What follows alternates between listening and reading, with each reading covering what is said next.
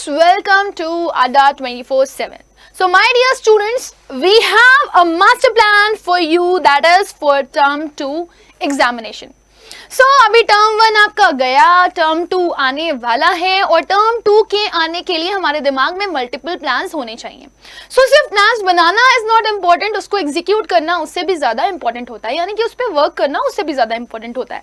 सो आज यहाँ पर मैं ADA 24/7 की तरफ से एक प्लान लेकर के आई हूँ और वो प्लान मास्टर प्लान होने वाला है जिसपे हम लोग एक लंबा चौड़ा डिस्कशन करने वाले हैं. And that discussion is very very important क्योंकि वही वो तरीका है जिससे आप क्या करोगे, अपने पूरे टर्म 2 की पढ़ाई करोगे. So class 10 students, are you all ready? Yes. Let us see. सबसे पहले मैं कुछ भी स्टार्ट करने से पहले आपको थोड़ा सा एनर्जाइज करूंगी, यानी कि एक मोटिवेशनल कोट सुनाऊंगी. देखो क्या लिखा हुआ है. The quote is, the path to success is to take massive and determined actions. यानी कि अगर आपको चाहिए कि आप अपनी जिंदगी में सक्सेस हासिल करो, सो उसके लिए आपको एक पहले पाथ क्रिएट करना पड़ेगा. और वो पाथ जो आप क्रिएट करोगे उसके लिए आपके पास जो एक्शंस होने चाहिए वो डिटरमिन्ड होने चाहिए और मैसिव होने चाहिए.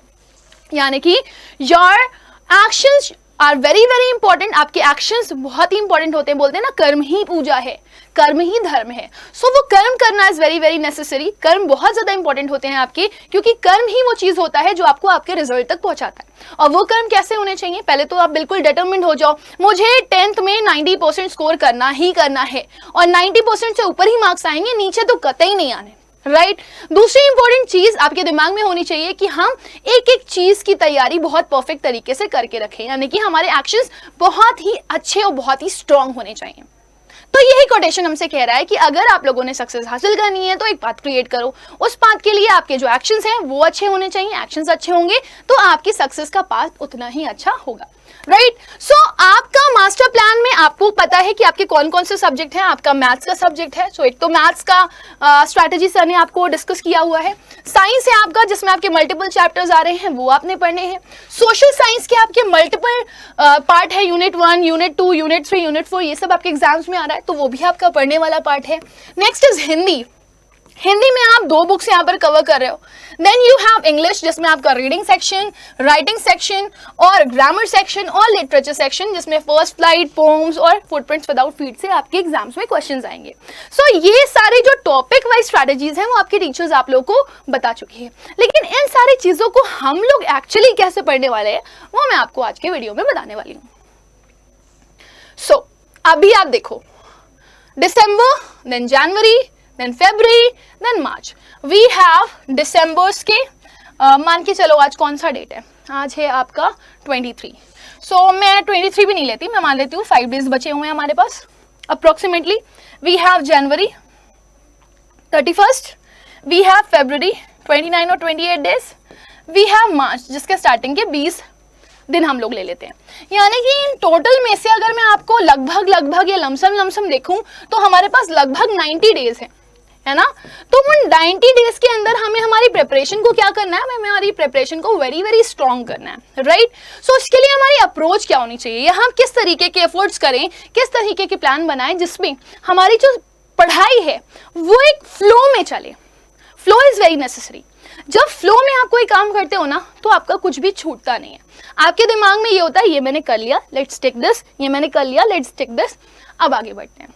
आपको मैं बताती हूँ, जो बहुत ही स्टूडियस लोग होते हैं, या जो कभी आपने आर्मी वाले के बारे में सुना होगा, राइट, वो लोग वक्त के बहुत पक्के होते हैं, बहुत ज़्यादा डिसिप्लिन्ड होते हैं. तो वो ना चिट्स बनाते हैं, आज मुझे ये करना, आज मुझे ये करना, आज मुझे ये करना है, फिर वो उस प्लान को कैंसिल कर देते हैं जो हो जाता है. राइट. सो वो काम आपने भी करना है.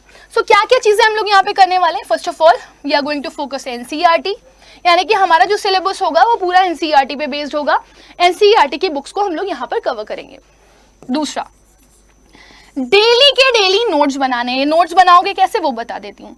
हम आपको हमारी वीडियोस प्रोवाइड करेंगे जो रिकॉर्डेड होंगी. उन रिकॉर्डेड वीडियोस को देख करके आप अपने नोट्स खुद के भी प्रिपेयर कर सकते हो. और वो बच्चे जिन्हें लग रहा है नहीं हमारे लिए बहुत डिफिकल्ट हो जाएगा नोट्स प्रिपेयर करना, सो इसके नोट्स हम लोग आपको टेलीग्राम पे प्रोवाइड करवाएंगे. Right. Now then we have to do daily practice. यानी कि आपको डेली वीडियोस तो जाएंगी, इंग्लिश की जा रही है, साइंस की जा रही है, मैथ्स की जा रही है, सोशल साइंस की जा रही है, हिंदी की जा रही है, राइट। इसके अलावा आपको डेली प्रैक्टिस भी मिलेगी, यानी कि हर दिन आपको एक वीडियो मिलेगी जो कि आपकी लाइव सेशन होगी, जिसपे आप लोग अलग अलग सब्जेक्ट के क्वेश्चंस की प्रैक्टिस करोगे। Then the main and the very important thing is maintain consistency. अगर आप ये सोच रहे हो आपने मंडे ट्यूसडे वेंसडे पढ़ लिया, थर्सडे को चलो ब्रेक ले लेते हैं, सो दैट इज रॉन्ग। आपने कंसिस्टेंसी मेंटेन करनी है। भले ही आप जो है अपने आप को ये सोच रहे हो कि नहीं आज मैं बीमार हूं चलो छोड़ देता हूं, तो मैं बोलूंगी कि वो कवर आप कब कर लोगे? संडे को। सपोज आपने थर्सडे को आप बीमार थे, आपने वीडियो नहीं देखी, आपने नोट्स नहीं बनाए, तो संडे को आपको जो फ्री टाइम मिलता है ना उसको आप इंक्लूड कर लो और उसमें आप अपनी जो भी पीछे वाला बैकवर्क छूट गया उसको कवर कर लो, right. So consistency is very important. If you are regular, अगर आप रेगुलर रहते हो किसी काम में तो वो आपको बेनिफिट पहुंचाता है।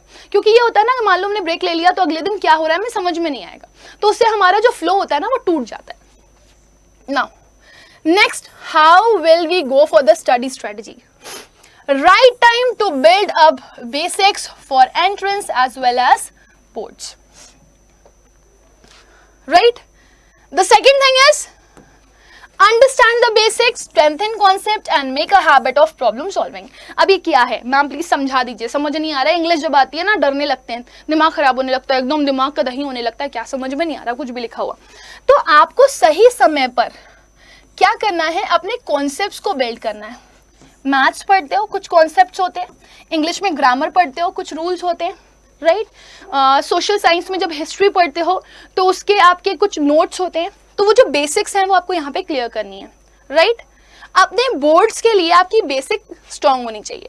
अब लास्ट मोमेंट पे आप ये सोच रहे हो कि आप बेसिक्स पढ़ोगे, it is not going to help you. Last moment पे बेसिक कोई नहीं तैयार कर पाता, सब ऊपर ऊपर का पढ़ते हैं।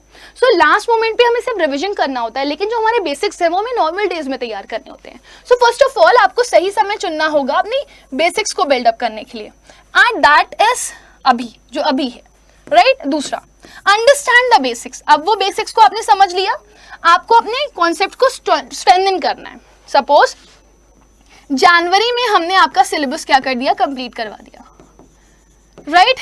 आपके पास क्या बचा, फेब में आप इन टॉपिक्स को क्या कर रहे हो, स्ट्रेंथन कर रहे हो, रिवाइज कर रहे हो, एक बार रिकॉल कर रहे हो, दिमाग में आ रहा है अच्छा ये पढ़ा था एक बार वापस से पढ़ लेते हैं, कुछ स्किप ना हो गया हो, कुछ भूल ना गया हो। क्योंकि ऐसा है, हमारा दिमाग एक ह्यूमन बीइंग है, राइट। हम एक ह्यूमन बीइंग है, हमारा दिमाग एक ह्यूमन बीइंग का दिमाग है, हम कोई मशीन नहीं है जो हमें सारी चीजें एकदम प्रॉपर्ली याद रहे, राइट।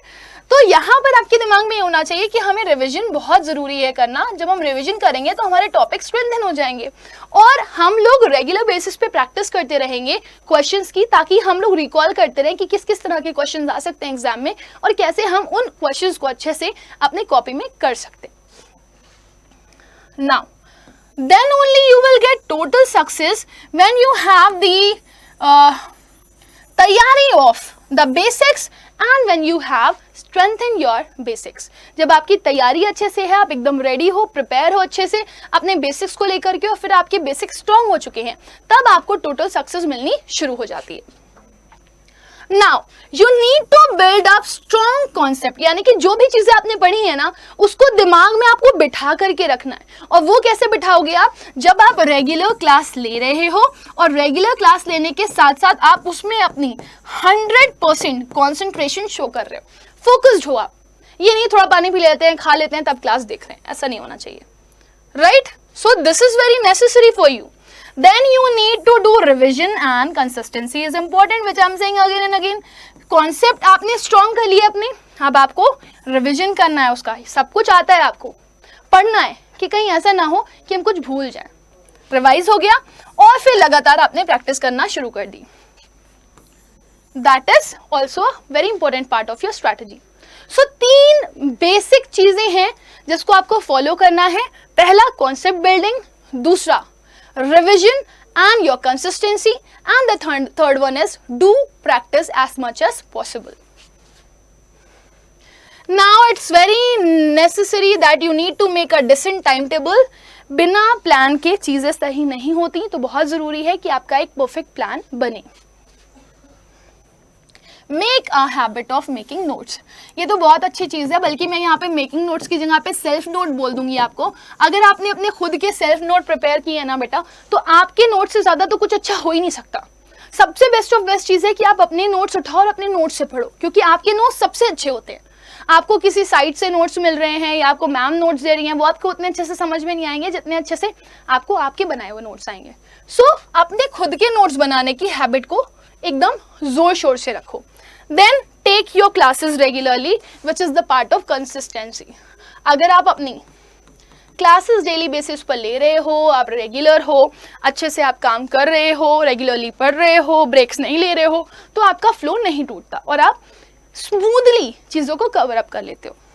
होता है ना, जब हम रोज स्कूल जा रहे थे, अचानक से एक दिन स्कूल नहीं गए, टीचर ने एक्स्ट्रा वर्क करवा दिया, हमें समझ ही में नहीं आया अगले दिन क्या चल रहा है, फिर हमको उसको समझने में 2 और दिन चले गए। So that is wrong.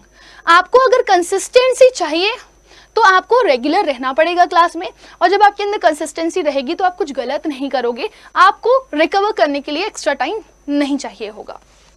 Give enough time for self study. Videos देख रहे हो, that's really very good. Teacher से पढ़ रहे हो, बहुत अच्छी बात है। टीचर ने पढ़ा दिया, वीडियोस देख ली, सफिशिएंट है? नहीं, ये बहुत ज़रूरी है, क्योंकि इससे आपकी बिल्डिंग होती है। मैम बिल्डिंग, मेरी building? Yes, building, self building. आप अपने आप को ना बिल्डअप करते हो, आप खुद को बिल्डअप कर रहे हो। कैसे बिल्डअप कर रहे हो? सेल्फ स्टडी करके। हमारे दिमाग में एक्टिविटी तेज होने लगती है, हमारा दिमाग वाइब्रेंट हो जाता है, एनर्जेटिक हो जाता है जब हम सेल्फ स्टडी करते हैं। तो now do not stress out. जब आप पढ़ाई कर रहे हो, टेंशन नहीं लेने का, टेंशन देने का। खाना अच्छे से एक खाना, ये मत सोचना कि खाना छोड़ देते हैं, क्योंकि खाना छोड़ोगे तो आपका फिजिकल जो स्ट्रेंथ है वो आपको सपोर्ट नहीं करेगा। और बोलते हैं ना, जब तन शांत ना हो तो मन कैसे शांत करेंगे आप। यानी कि जब आप खाओगे नहीं अच्छे से तो आपका दिमाग कैसे शांत हो सकता है। So eat healthy, a healthy body has a healthy mind, right. So यहाँ पे आपको इस चीज़ का ध्यान देना है कि खाने पीने का अच्छे से ध्यान रखना है, और स्पेशली आप जो नट्स होते हैं ना, लाइक ड्राई फ्रूट्स वगैरह खाते रहो, वो आपको एनर्जाइज रखेंगे। रात में अगर आप सोने जा रहे हो तो एक ग्लास मिल्क के साथ थोड़ा सा हॉर्लिक्स ले लो, बूस्ट ले लो, च्यवनप्राश आता है वो खा सकते हो आप, राइट। सो अपने आपको क्या करना है? एनर्जाइज करना है ना। फैटी खाना मत खाओ, बाहर का खाना मत खाओ, ऐसा खाना खाओ जो आपका खाना हेल्दी हो, घर का खाना खाओ, मम्मी के हाथ का बना हुआ खाना खाओ। और जब अच्छे से आप खाना वो खा रहे होगे ना, तो आपका बॉडी फिट रहेगा, जिससे आपका दिमाग फिट रहेगा। Have a good sleep, it is very very necessary. बच्चा ये मत सोचो रात रात भर जाग के पढ़ लेते हैं और रात रात भर सोएंगे नहीं तो अच्छे से पढ़ाई हो जाएगी। No, this is wrong. अगर आपने अच्छे से नींद ली है ना, सो आपका पूरा का पूरा दिन जो पढ़ाई करने वाला है वो अच्छा जाएगा। सो आपके लिए बहुत ज़रूरी है कि आप एक अच्छी स्लीप लो। एक अच्छी स्लीप कितनी होती है? 6 से 8 घंटे की, मिनिमम 6 घंटा, मैक्सिमम 8 घंटा। लेकिन अगर इससे कम सोते हो या इससे ज़्यादा सोते हो, 6 से कम घंटे सोते हो या 8 से ज़्यादा घंटे सोते हो, तो फिर आपका बॉडी जो है वो लेथार्जिक रहेगा, आपको पूरे दिन नींद आती रहेगी और आपको मन ही नहीं करेगा कुछ भी करने का। सो स्लीप लीजिए, लेकिन एक अच्छी स्लीप लीजिए, एक हेल्दी स्लीप लीजिए।